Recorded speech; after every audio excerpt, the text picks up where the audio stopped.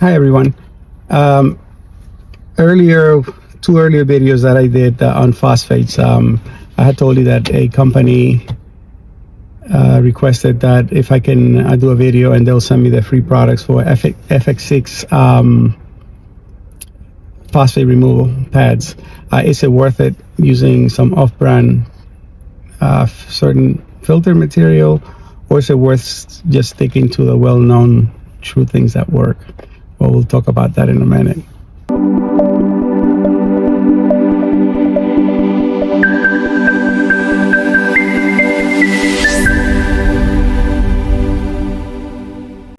So on prior video, I discussed how to test for phosphate using the HANA low-range phosphate tester, and also I went into a general, more a little bit of chemistry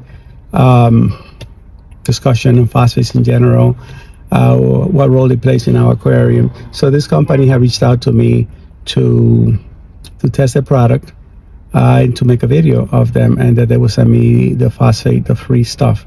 So they sent it to me. I just told the guy that I had a little bit of time limitation, so I finally got it done.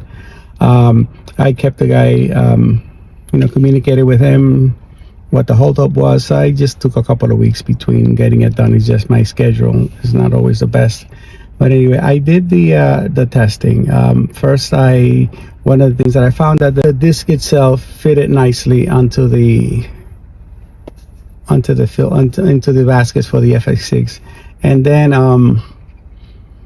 when I first started testing it, my water, I had one tank that I was using for control, the testing one, which was my 60-gallon, and then I also tested the water.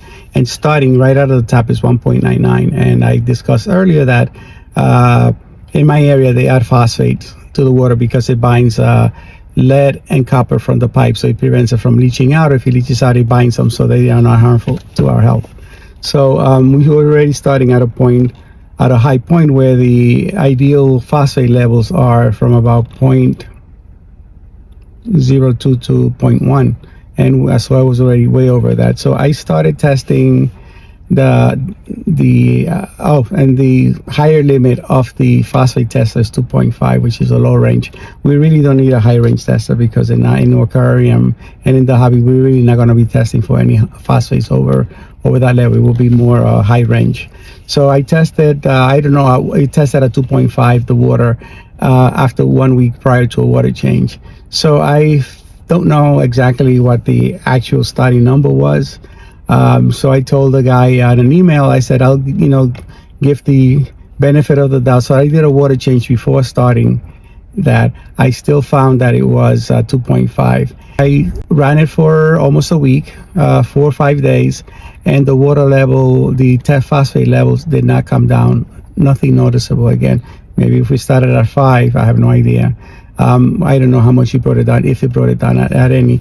Another thing that I found is the material itself is one of those soft sponges, regular, foam sponges. Usually they have the stiffer material for the phosphate pads that look like Brillo pads, those type.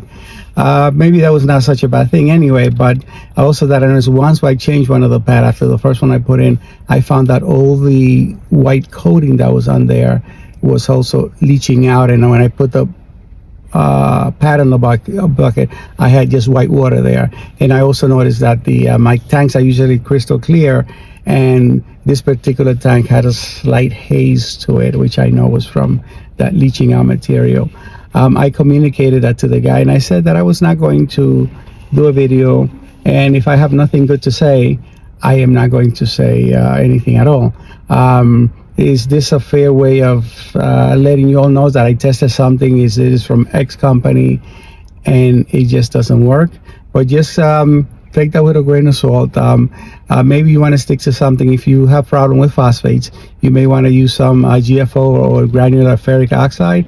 I've used it many times in the past, and it's very effective. Many companies make it. Seachem makes a product, Phosnet and Phosguard. Both are very effective. I use them both, and I've also from Saltwater Aquarium, I believe that's a company name, I've used GFO from them, ferric oxide, and it's very effective. at bringing, and also it binds it and it keeps the phosphate. It doesn't release it back into the water. So the other thing was that I decided I usually would buy the Walmart brand for the filter floss for the fine testing. So I would just cut them to circle. I buy a packet, one of the rolls. They're the quilting material, polyfill. So I use that, and that's been very effective. I probably try to change it once a month. My filters go probably 6 months, 7 months before I do a complete service to the FX6s. But I try every 1 to 2 months. I do change the fine filter floss.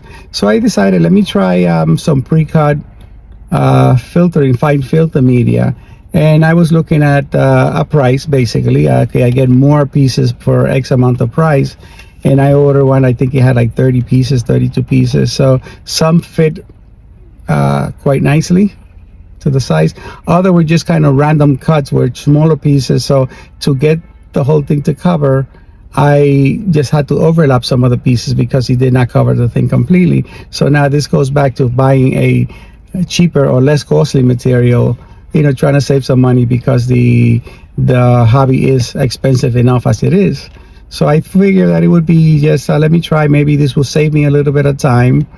But I'm going back to my filter floss, and the other stuff I will use them, so to use them up, even if I have to overlap them since I already pay money for it. But then yes, some things kind of look too good to be true. So that is certainly the thing. Again, I won't mention the company name, but just be aware that if you buy some off-brand stuff that has not been true tested, you may not get what you're paying for. So that's pretty much my conclusion to that. I don't know. The guy did say, email me back, and he says, I thank you for letting him know about the material coming off the filter pads, that he was going to contact the factory. So I did also did not find a noticeable change in my phosphate level. So I think that's kind of it. It was an interesting little test. This is all I'm going to say about this particular test and the company, but hopefully give the guy also the benefit of the doubt to improve the product, because I did tell him that I was not going to do a video, at least not mention his name if I did, but I promised that I would put the results up. So that was my findings on it. So if it's a few dollars difference, spend them. It's your fish are worth a lot more in your plants if you keep nice plants like I like to. The other thing is that I say, as I said, I will give the benefit of the doubt. Let him improve his product. Anytime that I can give any company, put out a good word. I am not, as I've said before multiple times, I'm not sponsored by any company or get paid anything by any company. That's not. I enjoy what I do as the hobby. I enjoy my day job, so to speak. For many years, and this YouTube stuff has just been kind of fun. It's a good thing to put information out there. In my field, I get to teach people and train people, and also as we learn from each other. Every day I learn something. I look at all the tubes, other YouTubers, whether they're old, they're very old people, and some things I say, okay, I know that, but then you always find a little thing that I could, that's a good idea. I'm going to try that. And you find that you apply them, so it's, there's stuff that people already heard before. Nothing is really new anymore. But again, just, you have a different way of presenting, and you're reaching different people. For all the YouTubers, all of us who are sort of new to this thing, we always using different people. I try to do both Spanish language and English language when I can and the time allows me, because you do find that people reach out to you. They ask you questions that are very appropriate questions of the hobby, especially about mistakes that we all made. So anytime I can put out a good word for any company, for any, especially small business, if I can help them out by saying a good thing about them, I would say. But I'm not going to say, I would hate to say something negative. I have other reviews on some filters that I've tried. I've been in touch back and forth with the company, and I told them, this needs to be improved, and they were listening to what I was saying. They will speak to the engineers to hope to improve the products, but I will mention those by name because it is a great little filters, and they are working to improve them. So I will, if I have to give a shout out to any company, I will, and especially a small business.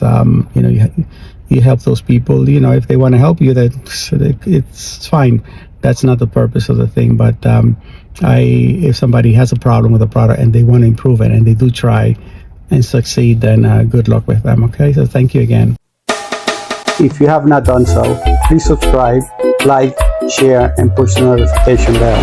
Thanks for watching.